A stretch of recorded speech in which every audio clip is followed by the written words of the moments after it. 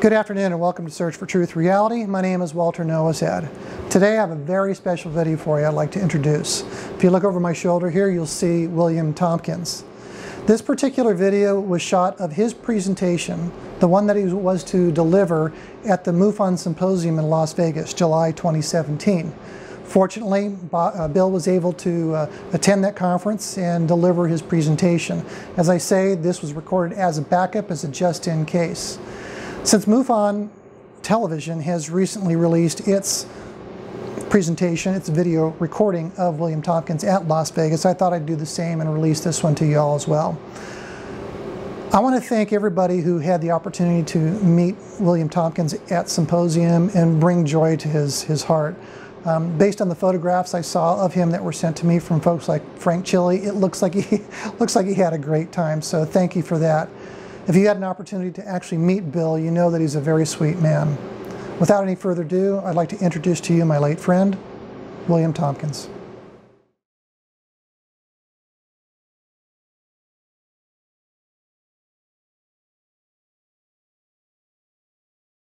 Thank you for all of you for coming. Actually, a lot of us are going to be kind of helping you out with additional information, and hopefully we'll be able to have a good question and answer afterward.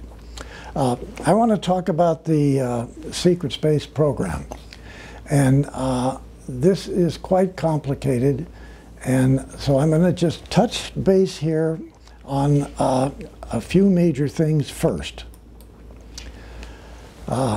This is necessary for me to try to go back to how I got into this, okay?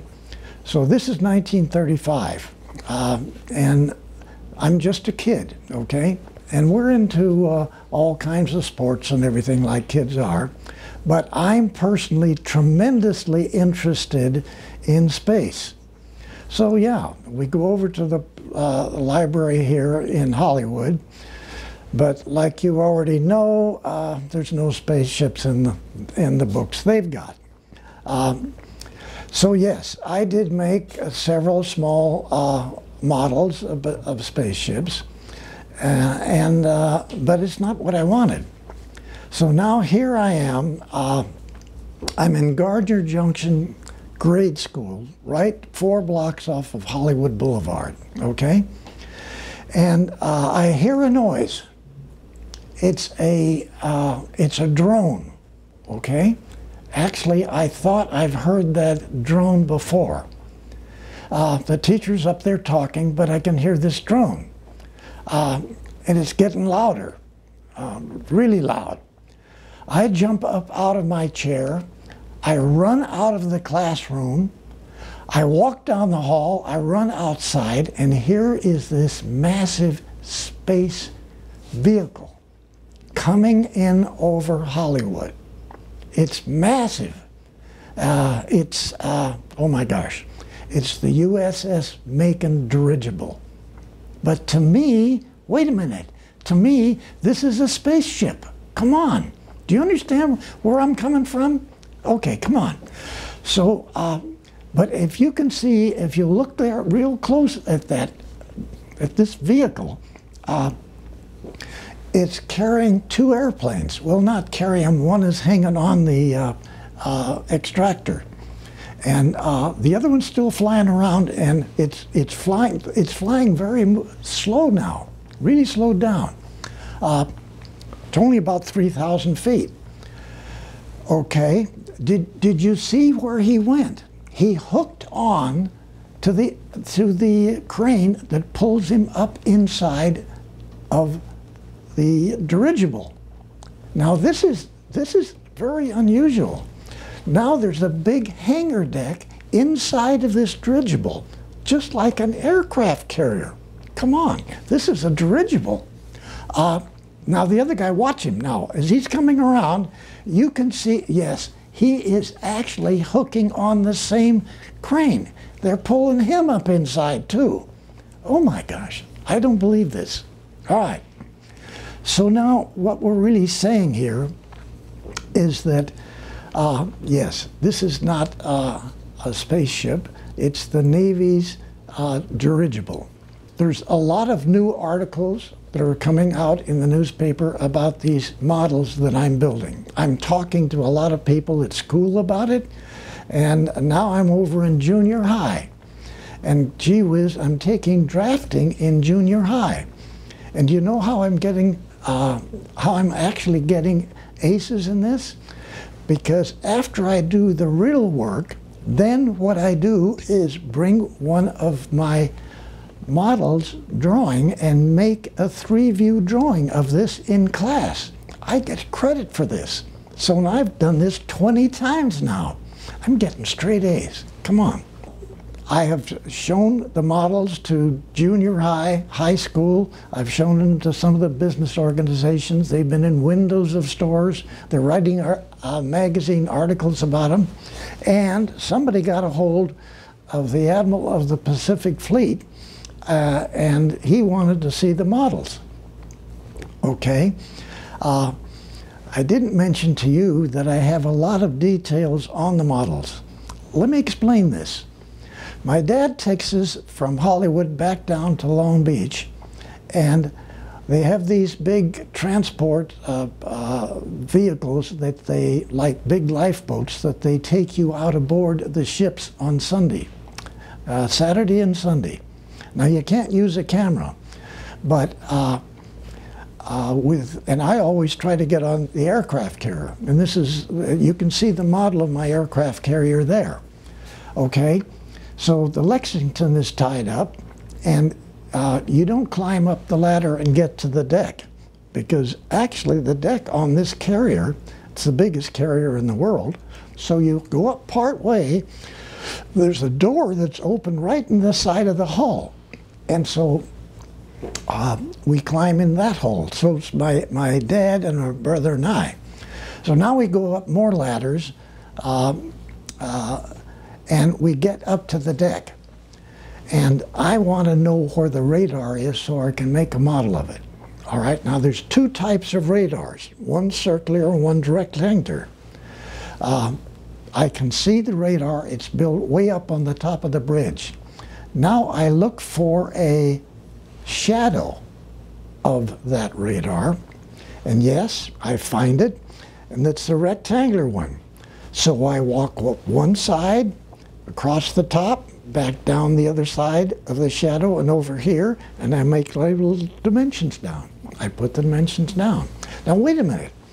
Up forward, there's another secret thing. They have steam catapults that they're using on the bow of these aircraft carriers now. So I walk up to the bow, I find out how far back from the bow that the first steam part catapult hits, then I walk back towards the bridge and I mark down what the distance is there. I mark the width of them, and I mark how far they're apart. Okay? So now I've got the secret locations for the steam catapults. I'm devious here. So I walked all the way to the back of the deck. And now I want to find out where the arresting cables are. Now, when a Navy plane flies in, and they come in and they land, they pull the lever and it drops a big bar down with a hook on it. That hook catches cables and stops the airplane. It doesn't fly all the way down the deck. Okay? So now I'm into a situation I need to know, I walk back and I need to know how far from the stern of the flight deck the first cable is. And then what's the next one, what space, how far they're apart. This is all secret. So I mark that down, I put that on my model when I get home. It was important at the time when I was able to move down to Long Beach and be able to, after school, go down to the harbor and on the sand with my brother. It's only 14 blocks from the school. And so we would go down almost every afternoon. And there was a large sand area next to the Rainbow Pier. And now we have hundreds of Navy ships in this new breakwater. And so I can see, I had field glasses with me, and I can see different details that are on the ships now that my photographs, maybe they're 4 or 5 years old, of the ship that I have. And of course, there's no anti-aircraft guns shown on the ships that have been photographed. But here I'm looking through the field glasses, and they've got 4 major ones down the side of this cruiser that's not in my pictures. And so I started looking at all of this stuff, and like when we got onto the carrier, and there were these 2 great big turrets before the bridge and 2 more behind the bridge, which are in the photograph that I have of the aircraft carrier, but when we got on it, those were gone. And they'd been replaced by massive numbers of 20 millimeter, 40 millimeter anti-aircraft. And then the old 4-inch cannons that were on the sides of the hull, 4 of them on each side and 4 of them aft, those had been replaced with anti-aircraft guns. So what I'm trying to say is, when we're looking through the field glasses out at the harbor looking to the ships, I have the photographs of what is released to the public, but in looking at this, these ships are totally different. You can't believe this, and it's the same ship. And all I'm trying to say is, the public wasn't aware of the magnitude or the worry about what had been taking place in Japan. So they were desperately trying to get as much capability out of each ship that they could. And when you go on the carrier particularly, the size of the those 2 big carriers, they're the largest on the planet. And for them to be completely changed, taking off massive turrets and replacing with other kinds of anti-aircraft, shows that the mission, original mission for the carriers, is to act like a cruiser, because he's got cruiser turrets on a carrier. And of course, that first time of taking them off changed all aircraft carriers, and no aircraft carriers used these 8-inch cruise missile type of weapons. So you see the Navy changing rapidly, almost explosively, because of a war condition which seemed to be of a threat.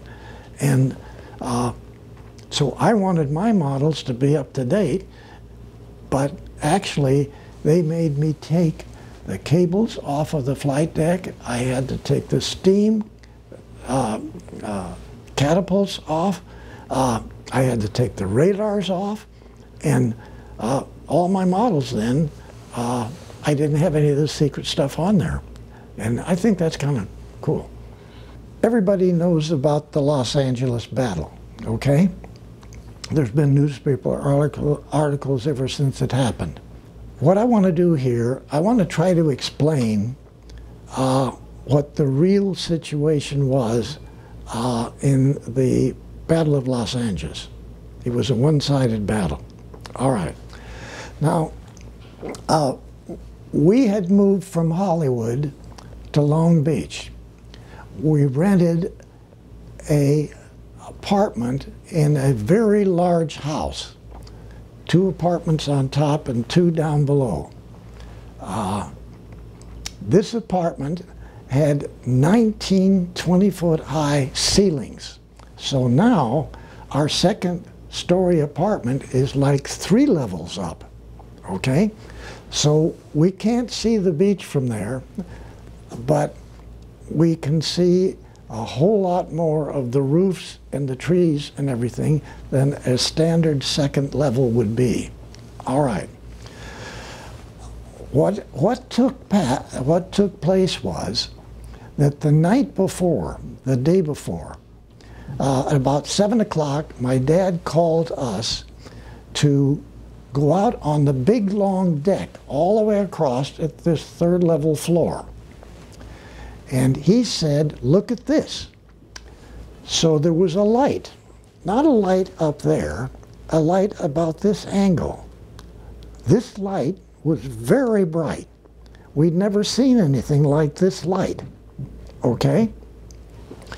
So we were watching this light, and about 4 minutes later, a small beam came out of this light down towards what we thought would have been the ocean. That beam was there for 3 or 4 minutes, and then it went straight at us.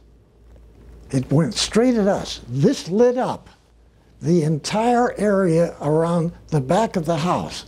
It lit up even the beams sticking out.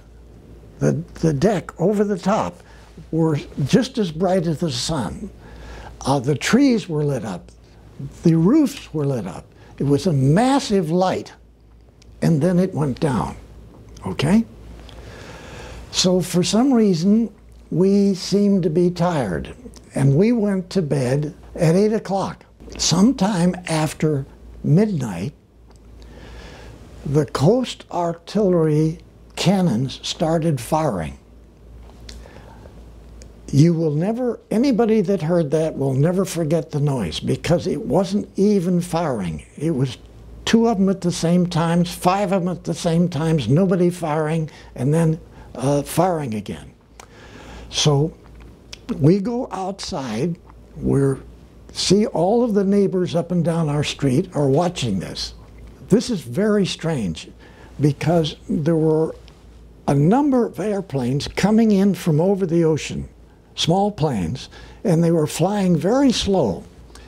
And then the searchlight would shine on to the bottom of the plane, and then as 2 others were flying in, 2 more searchlights would follow it back in. And it looked like they were flying all the way back over Pasadena, maybe over the mountains back there. So they weren't flying fast. They weren't going fast. They were very slow. And but they continued. So we're watching this for about 20 minutes, and then this massive thing, just off to the left, came out over our heads like this, and it was about that big around. It was a massive circular thing.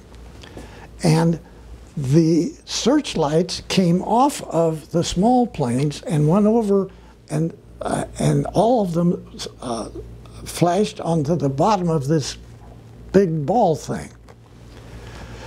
Either they flew their airplanes and their vehicles out over the mountains in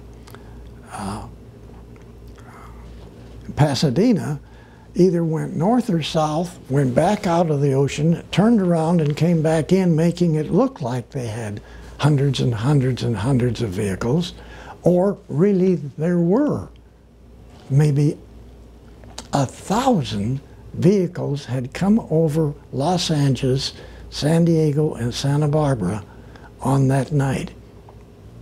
We could watch the explosions of the cannons on the bottom of this vehicle. It was just continuous explosions, never stopping. Just every second there was more of them hit the bottom of it. We sort of thought, gee whiz, it might crash. But you know something? We didn't seem to be scared. Well, we didn't get really worried. Now remember, on the other side of the planet, Germany was bombing London, and everybody over there was looking for some place to get inside. We didn't want to go inside. We watched this. Do you realize what was happening? Our minds were controlled. This sighting was probably the most seen by the most people of any sighting in the history of this subject. There could possibly have been 500,000 people watch these aircraft and the big one come in over Long Beach, then Los Angeles, and possibly even flying over Pasadena. Okay? So this was a major event that took place in '42. Now, one thing that we didn't mention before is that in testing of nuclear bombs, that ricocheted out into the galaxy. And so even before Hiroshima, we actually used them. Nordics and other extraterrestrials came running down here to see what you were doing, because nuclear out there is a no-no. You don't even use it. We have all these nuclear power plants all over the United States, hundreds of them now, and they're only 3% advantageous over the standard method, even coal. Okay? So you didn't get a whole bunch better, but you have all this radiation all over your planet. There was a young lady in Europe who was named Maria Orsic. Now, she was sort of tapped on the shoulder and told a very strange thing. They told her she should get her friends together, all the people you knew, and people that were in different technical fields, many, many people, and design a kilometer-long space transport. And then what they were supposed to do is get all of their friends, after having finished, to come on board and leave the planet, go out into the galaxy and find a utopian planet and stay there, live there. Okay, so in my book, Selected by Extraterrestrials, I talk about Maria, and I have 14 different places in my book about the people that helped her. And it got to be 1,443 people were working with her to design and build a kilometer-long commercial-type space transport. Okay? There were shoe salesmen, there were farmers, there were technicians, there were engineers, there were scientists. All these people were working together to design a massive space transport. Of course, the SS found out. Okay? They came in, they confiscated all these people and everything that they were doing and made them slaves. Somebody else in the Third Reich got smart. He said, whoops, stop that. Let them go back and do what they're doing.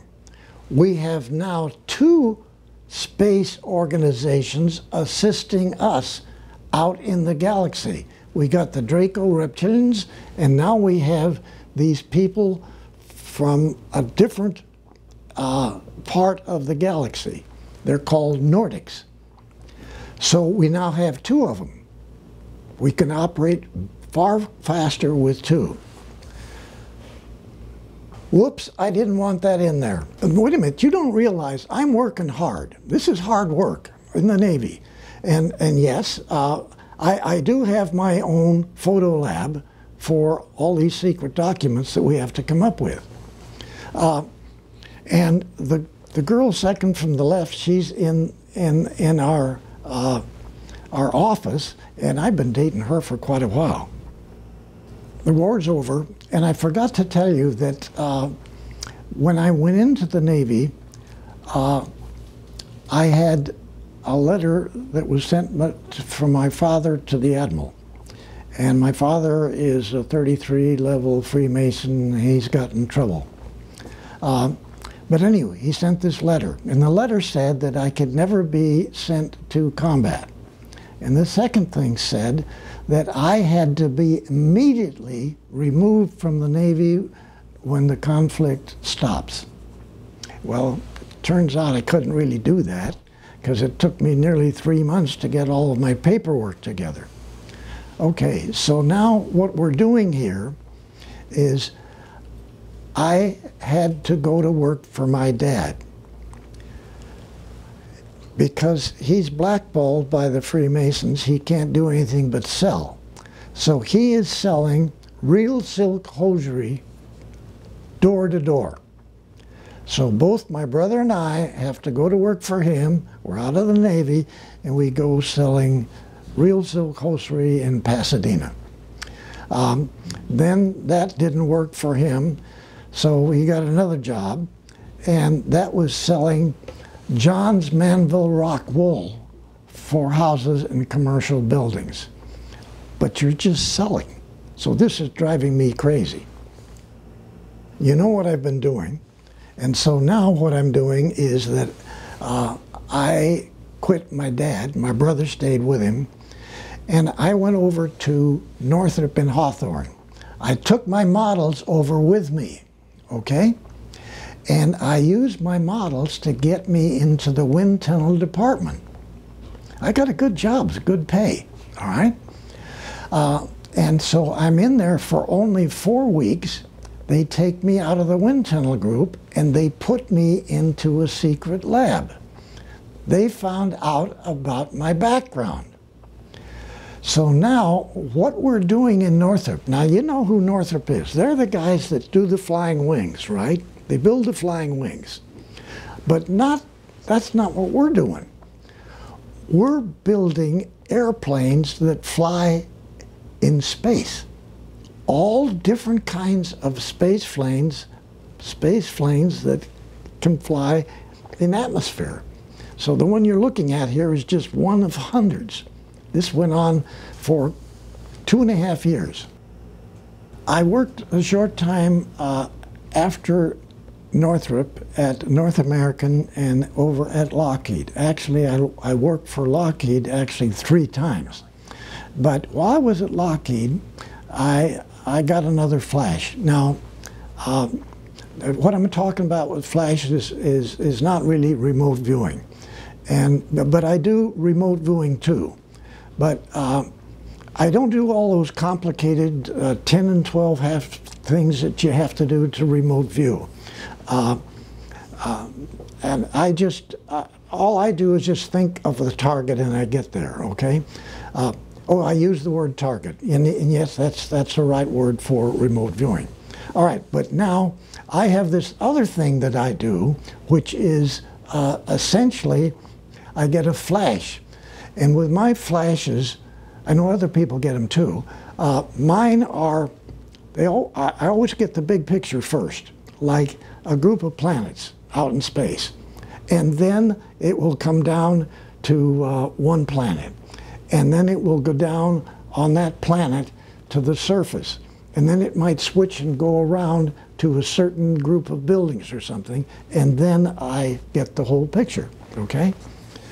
So when I got this flash, it said, totally different than that regular flash, it said that something is going on over at Santa Monica in Douglas. And this is really important.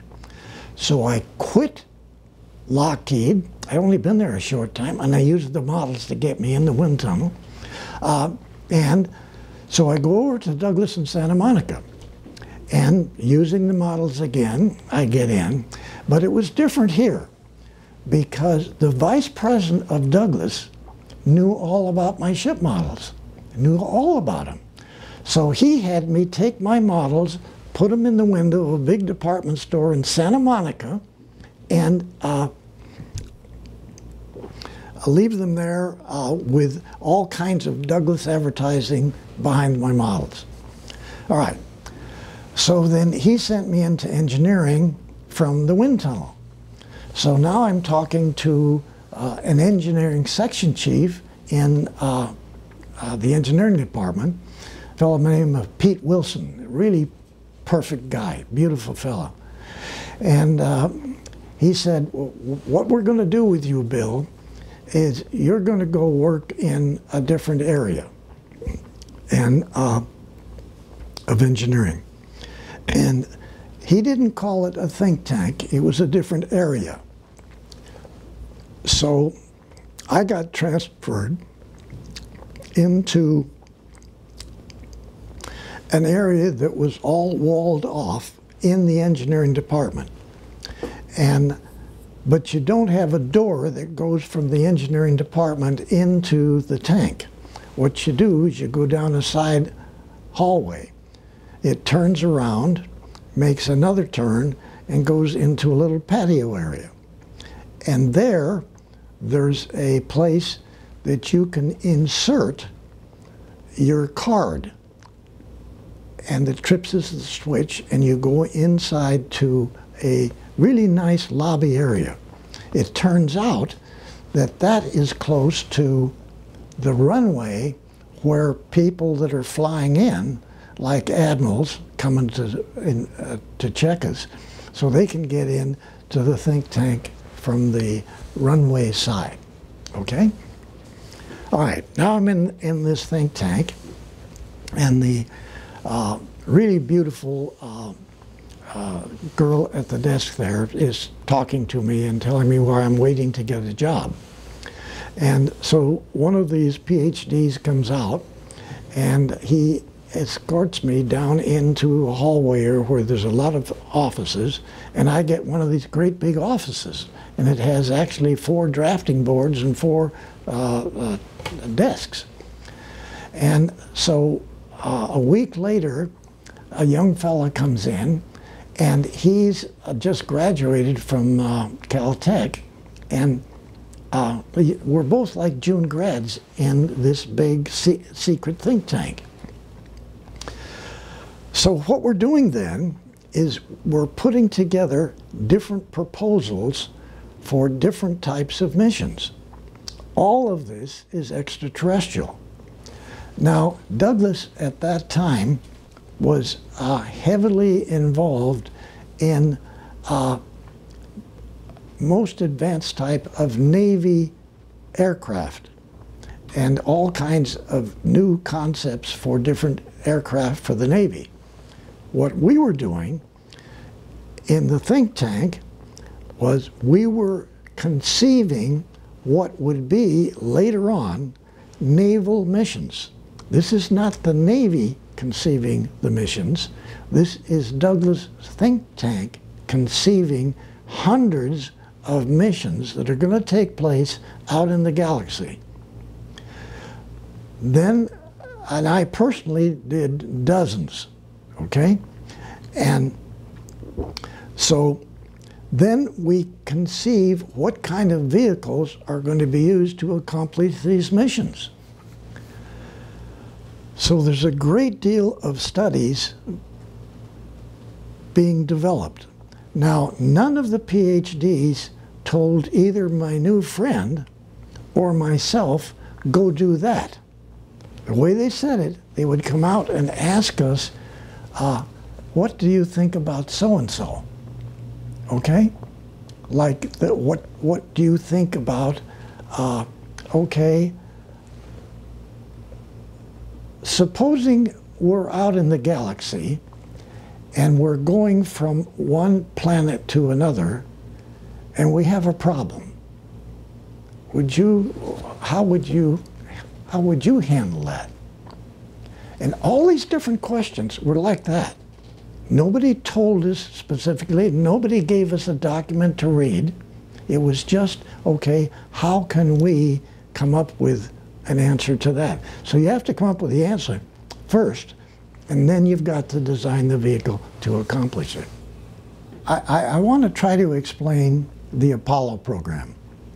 First of all, Apollo was done 7 years before, after our original moon mission program. And I want to explain what Apollo really was. First phase, well, yes, go to the moon, pick up your rocks, take your pictures, and come home, okay? Second phase, build a 10,000-man naval research facility under the ground on the moon. Next phase, go to all of the planets in the solar system and build stations on their planets or their moons. Fourth stage, go out into the galaxy and go to the 12 closest stars, Alpha Centauri being the first. We had to drop that because we found out that it had 2 suns and the radiation was going to be impossible. So we skipped that one, but we were to go to the 11 closest. Do the same thing, except we would start the program to interface with the people on that star's planets. And we would go into marketing. Yes, we would have the Navy go there, but we were going to set up commerce, all right, with the 11 closest stars' planets. Then the last one was to do the same thing out into the galaxy and be extensive. And that was to have a continuous production launch program from 1963 till 1999. Continuous launching of various types of vehicles. And I talk about our truck vehicles, which are the Novas. These are massive rockets which are propelled by liquid oxygen, liquid hydrogen, standard rocket engines, okay? For the first missions in local planets here, we'll use the rockets. But as we move out into the galaxy, we're going to be using anti-gravitational and electromagnetic propulsion, okay?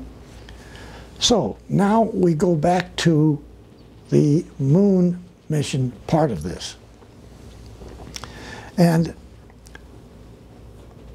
what I want to explain is that the vehicles that we designed for all of these missions after the moon mission are massive. They're like 40 times the size of the little Apollo over here on the side of the picture, okay?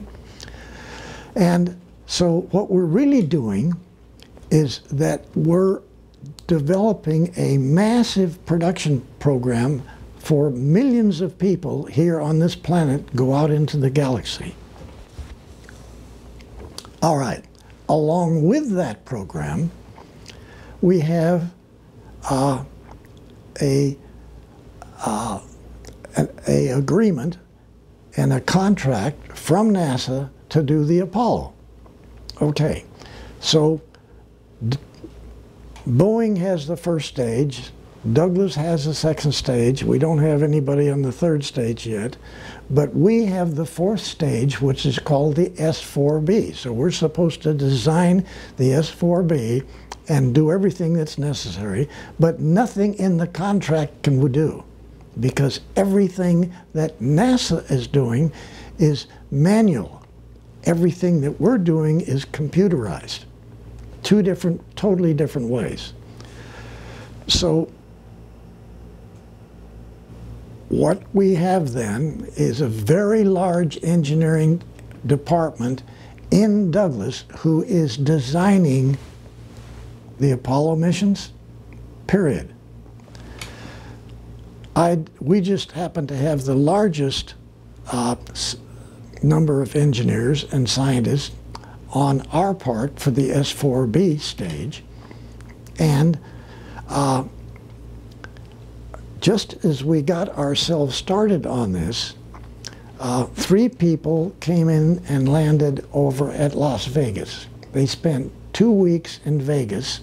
Then they came over to Douglas. And it turned out that one of the girls was then the section chief for the propulsion group. And the other girl was she was my section chief's typist, okay? So here we have 2 beautiful Nordic girls and this good-looking Nordic guy that helps them, he's not there all the time, who are contracted to make sure that we do all of the Apollo. Wow. Hey, this is cool. Now, you have to look at my secretary. Yes, she does look like somebody else, okay? But she has a sense of humor that you absolutely cannot, you can't ignore. Now, she's brilliant. Now, when I'm in a meeting on the Apollo, in a conference room with 15 or 16 other of the top people, and we're fighting this problem for, say, 3, maybe 4 hours, and you can't lick this one. She puts it in my head, and she says, Billy, why don't you just say, use so-and-so? And that was the answer that we needed on the Apollo program to handle this. She puts that stuff in my head, and now it's my idea. I get credit for it, okay? I'm going up like this. And she does this every single day. She comes up with something again that's absolutely needed, and it's never wrong. It's always the right answer. And I had this girl for 4 years on the Apollo program, okay? She's brilliant. You can't believe what she knows, but she's a Nordic. She's here from the Nordic Navy. She's a full commander in the Nordic Navy. Oh my God. And she's not 17. She's a whole lot older than that. Okay, but she still looks 17. You can't believe what that 4 years was. So, not being able to meet any of the contracts from NASA on our S4B, because we are orders of magnitude more advanced than anything that the paperclip guys could even know how to do. So I put all this, did all these studies, we put everything together, and we built a 6-foot model of the launch control, because remember, our contract requires us to put our files of our computers inside an underground blockhouse with a periscope for the launch control. We can't even get them in there. We got so many. We can't get them in. And that's no way to do it anyway. So I had come up with what I call the theater launch control. And essentially what it is, it's like sitting in a theater with all the seats down, except now the seats are 2-person consoles or 2 positions for every type of thing that needs to be done. Okay? So you've got 50 consoles going down like this. Up on the wall, you have all these different displays covering everything so that everybody that's in there knows what's actually happening and how it relates to what he's responsible for. And so these sit-down consoles then are in my design for the launch control facilities at the Cape. And remember, like I said before, we did all of that for the Nova 7 years earlier. So now we do a small vertical assembly because the Apollo's down here and the Novas are up here. So now you got this facility. So I put this into a package. I have the model. I fly it down to the NASA base, and my secretary told me over the phone, actually she told me, talking to me before I left, and she said, I wrote you a letter to get you into NASA, but you're not going to need it. All right? So, of course, I rented a truck. I put my model on the truck.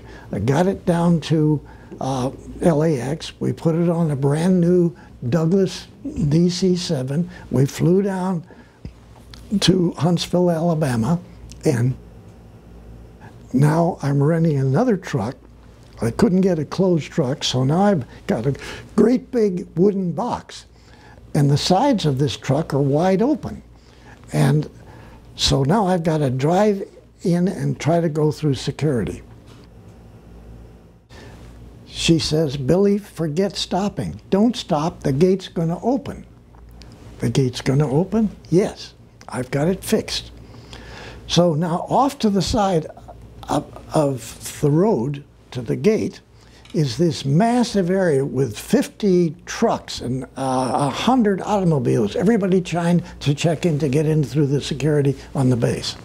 I'm driving this truck, screwing up the gears, and the gate opens, like she told me it would. I drive right into this big town, through all the stores and everything, go through red lights. I can't get the gears going right. And I finally, it's all trees, and I finally found Von Braun's tower.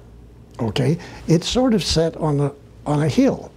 So I come in and I park the truck right in front of these big wide stairways that come down. As soon as I turn the engine off, 4 guards came out of the building with a great big 4-wheel dolly. And they carried this dolly all the way down the stairs. They set it next to the truck. They took the boards off of the side of the truck, laid them down, picked up this box, and put it down on this 4-wheel dolly and carried it back up the steps. And the door opened, and we went through all these offices, down a hall, and got to where the elevator was. The elevator opens. We go upstairs. We go to the top floor. That elevator opens. And Von Braun is in this side, and Dr. Debus is in the other side. There's a great big office, and there's an enormous conference room table between it.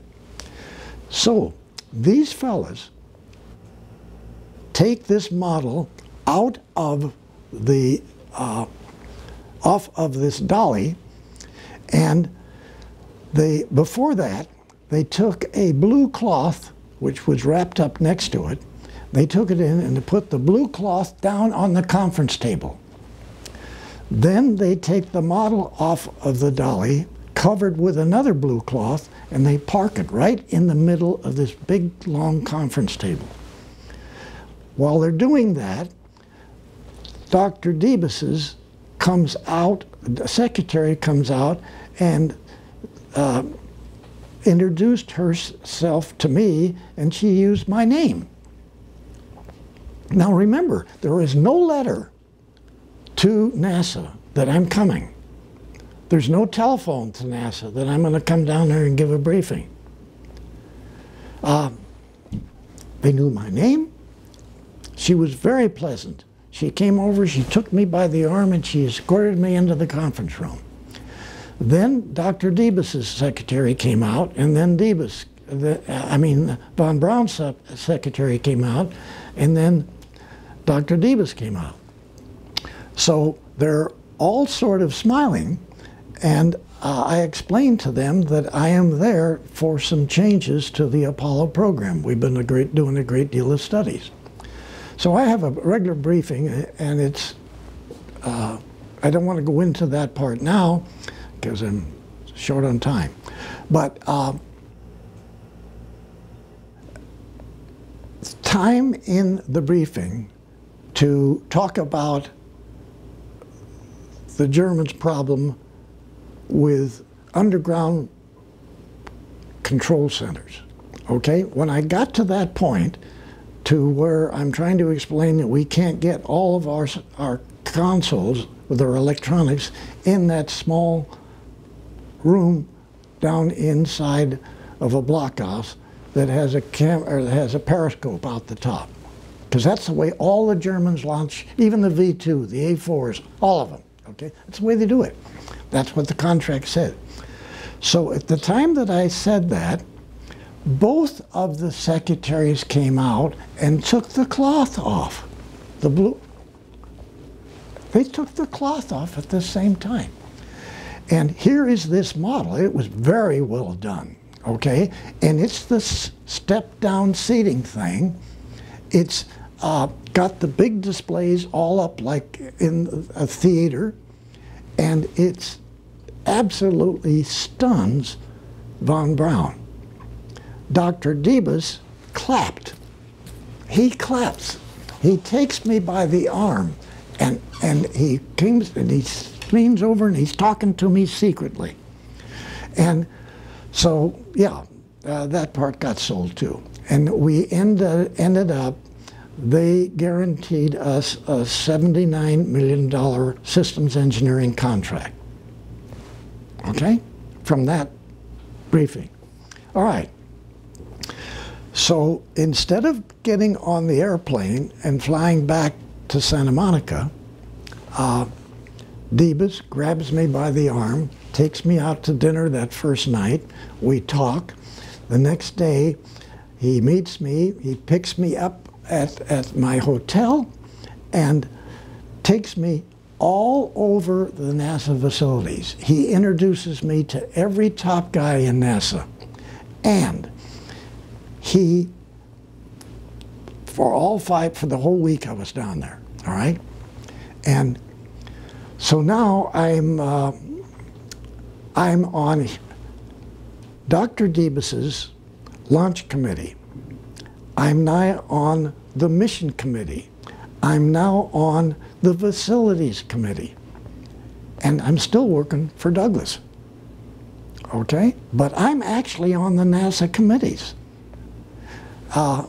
It was so well, the proposal was so well accepted that they gave us a massive systems engineering contract guarantee.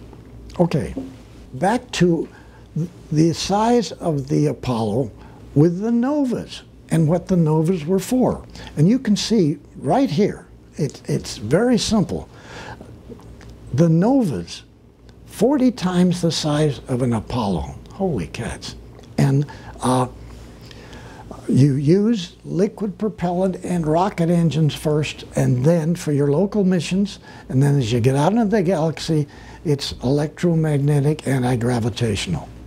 All right, so then we go ahead and we build the vertical assembly building, because remember, the NASA way of doing this moon program was to take the first stage of the rocket out and put it on the launcher, right out on the launcher, and then bring the second stage and the third stage and then try to test it. And everybody knew that if you did all of your checkout in a horizontal position and then lifted it up, there's going to be all kinds of things that were problems. So what you see here is a massive building that's air conditioned so that everybody can bring their vehicles in, put them inside, test them first, and then assemble them onto the stages, check out everything, foolproof it, and it is standing on a launcher transporter with wheels. So you open up the doors and you drive it down a freeway. out to the launch area because this is a production program. It's not a onesie-twosie research thing. We're going to be launching all of these till 1999. Oh my God. You can see it right there. On the other side, you can't see it, but on the other side there's doors too. So you can see the guys coming around this side and all heading out to the freeway with more launchers. Here we are, actually at the launch site now. And after the vehicle has been fired up and it's launched, you drive it back and build another one on top of it. Okay. Yes, this is our S4B. You can see the planet, and we're heading for the moon. Okay? We finally did it. Now, I want to go back here for a minute, and I want to talk about the think tank in Douglas before the Apollo program. Look at the different kinds of vehicles that we came up with for the U.S. Navy Space Navy. Okay? We did all the missions. We did all of these missions. We designed every possible type of military, naval, space vehicle. And like you can see here, there's different kinds. And they normally start with a cigar type configuration, but look at the one on the right. That particular vehicle operates its mission where it separates into 5 pieces. So it's not, but it doesn't have to be streamlined.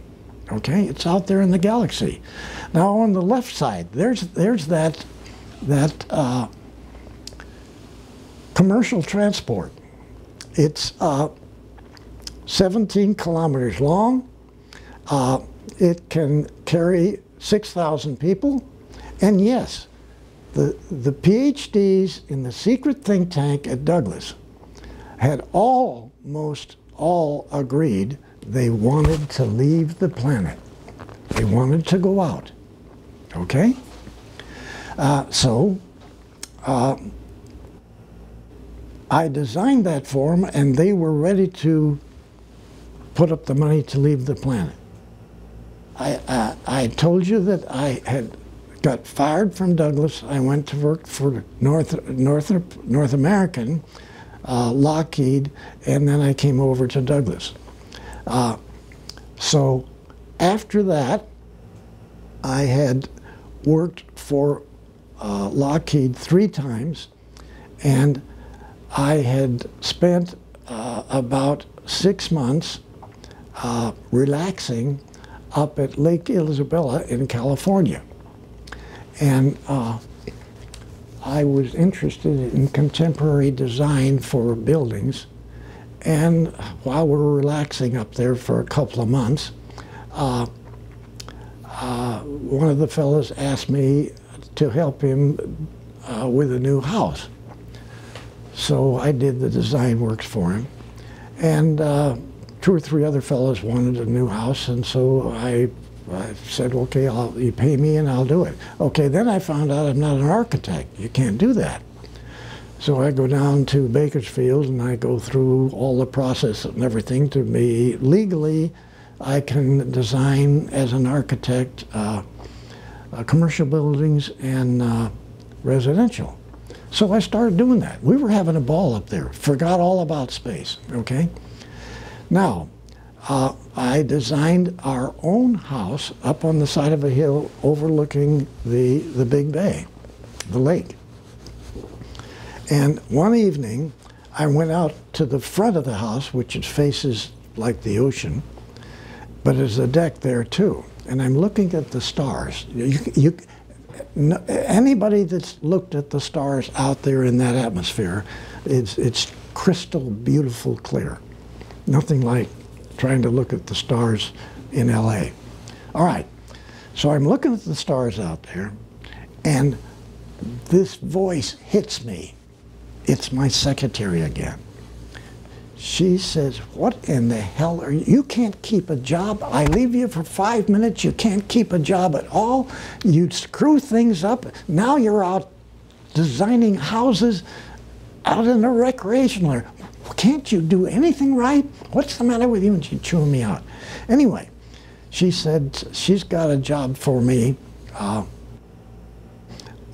over at a think tank. It's TRW Systems in Redondo Beach. And she said, get your ass down there. You're supposed to talk to so-and-so. And so I get in the car and I head back down to go talk with him. And I get this contract as sort of a consultant. And all I had to do there was to put up sort of a conference room community center where I could pick up the NASA Apollo communications, where we weren't going to interfere with the discussion. If something got really bad, we could step in and make a recommendation. But really just to get ourselves into the Apollo program and see how it maybe help it along. So what I was able to do was tie into, and we could hear every conversation at the command center in Houston and every conversation that the astronauts were making. And you guys, you heard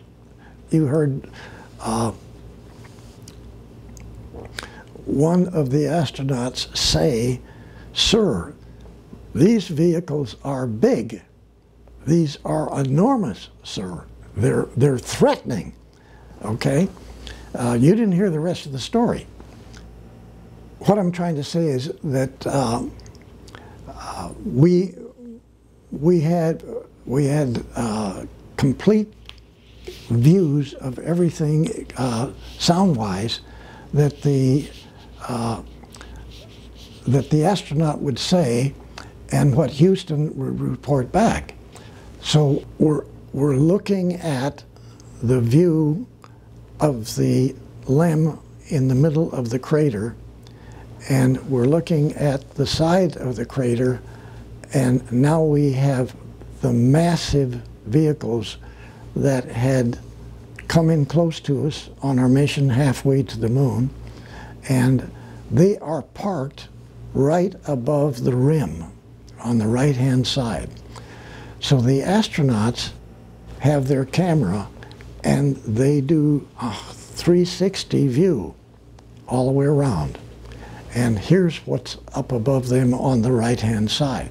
Of course, that was secret, and nobody ever saw any of these vehicles. Now, I just want to say that there's a great many things that haven't been brought out in this briefing. And so now I'm roughly 2009, and I'm working with another group in San Diego County doing some other studies. And what is happening is that I'm giving a briefing about the different types of space vehicles that the different extraterrestrials have. And when I said this in the meeting, I think it was about 14 people there, this lady said, I have one. And so after the meeting was over, I went over to her and I said, what did you mean? Well, I have a photograph. I have mine, yeah. And I said, well, could you bring it to me the next meeting? So 2 weeks later, she brings this picture. And it shows 1, 2, 3, 4, 5, 6 UFOs flying over Orange and San Diego County. The photograph was actually taken by a couple who had friends and a party the previous night. So this photograph shows 1, 2, 3, 4, 5, 6 900-foot reptilian tankers dropping 4 gases on Oceanside and Carlsbad. And you can see in the picture that people went there to look at the new condos that were being built. The party they had had the night before, they took those pictures and the one picture of the new condos, developed them, and whoops, look what we got here. So yes, she did have a photograph of 6 reptilian tankers dropping 4 gases on us. Now everybody knows about the contrails. Most people say, well, that's not really Draco reptilians dropping gas. Well, yes, some of it is. But what I'm talking about here is that you have a situation where the people in certain areas are becoming far more knowledgeable about extraterrestrial. The Draco reptilians don't want you to do that. So what they do is they drop heavy gas on those regions. And in this particular case, it's Orange and San Diego County. Now, they may do this one time, or they might do it 5,000 times. But you're not going to be able to accomplish what you think you can, because they're going to stop you. So I took the photograph over to my friends in Northrop in San Diego, and all of the fellows that I knew weren't there anymore, but I did talk to some very friendly fellows, and I showed them the photograph, and they jumped on it.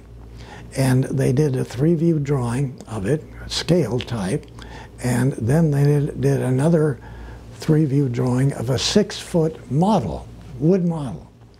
They took the model up to the old wind tunnel in Hawthorne, Northrop, and they stuck it in the tunnel and turned on the wind. And what they found was that the serrations on the side and even the indentations on the top dispersed the gases almost immediately. So there wasn't like a contrail type of a gas that would come out that everybody would see. You had to be very close to even see the gases, the 4 gases at the back. But essentially, this gave the extraterrestrials a vehicle or a squadron of vehicle which they then could take any place on the planet to any organization, not just MUFON or not just the Navy, but anybody that's getting really close to knowing what the reptilians are doing to the planet. They are going to make sure you don't do it. And I think this is really important for people to realize. Now, I want to thank everybody for coming. This is really, I'm over. I went farther than I was supposed to be, and I'm getting the signals over here. I got to stop. But I will try to help and do questions if you need to. But thank you very much for coming.